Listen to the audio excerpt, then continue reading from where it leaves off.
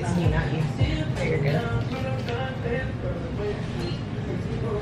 Ooh, you see that?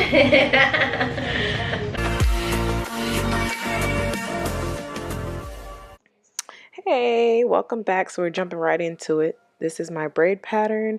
You know, the straight backs with the one anchor braid going across, and then you braid and put the end of the braid back up. Now I'm putting on the stocking cap, and I cut holes in the ear. The first person I think I saw this was Glamazante, which I think is a great idea. It's super easy. It makes you lay your stocking cap on way more easier. And I'm spraying it with Got To Be spray, of course. And I'm sitting her under the dryer. I sit her in the dryer for about 5-10 minutes until the spray is completely dry. Here I'm stitching around the stocking cap as big as the closure is, and here I'm cutting it off. Today I'm applying a lace closure wig that I made for her. I colored it and everything. It's a custom wig and stuff like that. So here I'm just cutting out everything I've set. I would advise you guys to measure how big the closure is and stuff like that. Here I was taking a guesstimate, but it's fine because I correct it later on. If you're a beginner, definitely mark out and measure everything for sure, so it's easier for you guys. So here I'm cleaning her skin with some witch hazel with all the excess product, and then I'm gonna lay the bold hold protector, as you guys see right here, skin protector, and the witch hazel, like I stated, on her skin. I use the witch hazel first, and then to clean it, and then I use that after. So here I'm gonna use the bold hold active. I'm gonna put a thin layer on the stocking cap just to make it lay super flat, so it has that melted look in her skin. This is not actually to glue the wig down. This is just to lay the cap down. And I did measure the closure and the wig part. That's how I knew where to stop.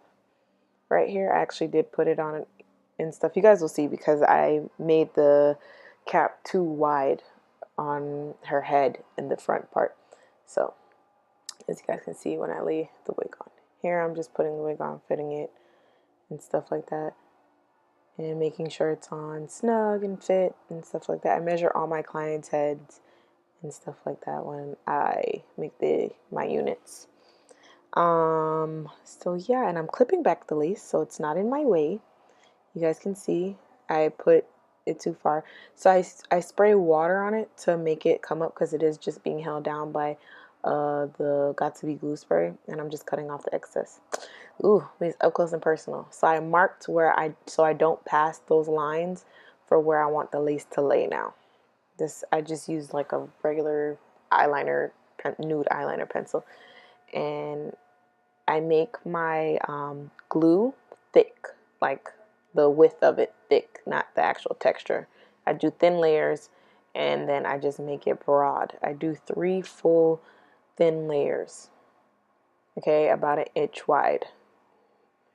For sure, if you want it to stay and last and stuff, my client actually works out and things of that nature, so this is what I do, as you guys can see.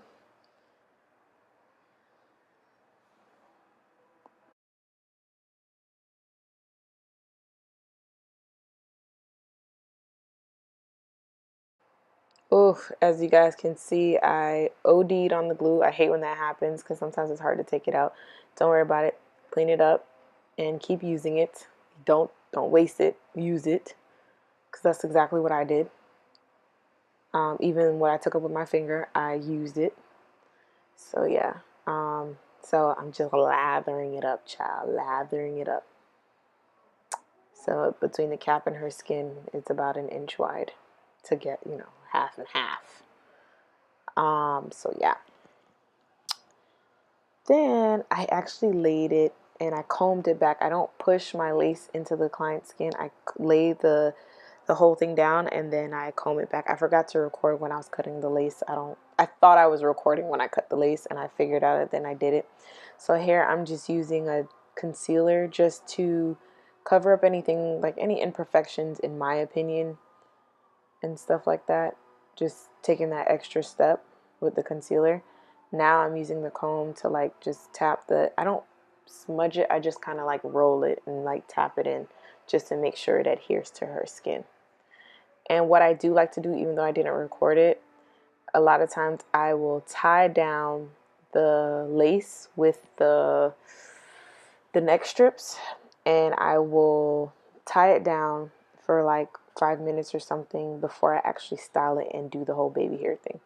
So here I'm just taking some concealer and powder and defining her part more instead of plucking it. Plucking it is an option. It varies on what my client wants. I'll do it. And then I'm taking my spoolie, and I'm like, if there's any, if I made the concealer or anything overlap, I just use my spoolie with a black, you know, the thing for your edges, and I just rub it on it, and then I comb it over the hair just so it's more clean. And then I'll use a brush to make it like sharp. My lighting, I don't know, in my studio, like my lighting tends to make people's parts look orangish, but when it's outside it's super natural.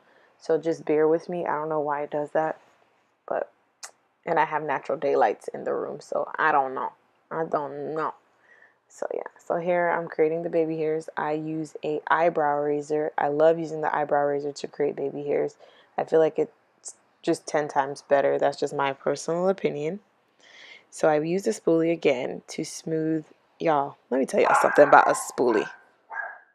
Sorry about my little crazy dog, but yeah, a spoolie is amazing to smooth over baby hairs, period. That's just my personal opinion. Also, here I'm using the wrapping foam, and I use a mixture of wrapping foam and the Got To Be glue gel. To me, it's a great combination, but mostly I use the foam part towards the middle of the lace. On the ends and the corners, I use the Got To Be. I just love the hold and how it looks, in my opinion. So yeah, and I'm just smoothing it all out. It's you, not you. So you're good. Ooh, you see that? Do you see that right I can't see detail. now? I'm sorry. No, it's okay. My glasses will be thrown Oh my god. Detail puts that hope. Don't listen to me, I'm sorry. So yeah, I had a moment there, you guys. I was very hype about my work. You know what I'm saying? Or whatever. But yeah. So I'm just using the wrapping foam mousse. Because the thing is, you know the wax stick, I feel like it makes the hair oily sometimes, and it can weigh it down if you use too much. So I try to use the bare minimum of that. And I'll use the wrapping foam to flatten the hair more if I feel as though it needs to be flattened. So I'm just taking out the pins from the curls that I did and things of that nature. My fan literally had her baby hairs flying everywhere. Well, not the baby hairs. What am I talking about? The flyaways flying everywhere. So that's why I love using the wrapping foam and stuff like that. So like here, you guys just basically watch. I'm just going to be doing my last touches, cleaning up any residue, blending. Just, you know, mess with it. When you guys are styling hair, never be afraid to style your hair to perfection. So basically that's what I'm doing. I'm going to roll the curling iron on it. I'm going to be using my hot comb, touching it up, and be pushing it back. I'm going to use freeze spray. I'm going to be all over the place. But one thing I can say, this hair, when you have new hair, sometimes it does take a while to get with the program and curl off rip. Because we did reinstall this wig a second time, and the second time around it curled like a beauty. But the first time around it did not curl like a beauty. Like, it didn't hold the curls the way I anticipated for it to. And I pin curled it and did everything on a mannequin, and I sprayed it and everything, but it just didn't hold. So here I always comb the hair away from the client's hair, and then you're going to push it forward to give that, you know, that waterfall flow effect.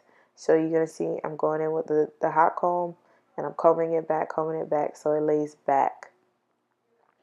Stuff like, and this is the stove hot comb. I have the plug-in one. I was using it because I saw people on YouTube, and I'm like, oh, this could be kind of cool. But I use it for traveling. I don't use it on my clients. I think it's stupid. Like, just my opinion.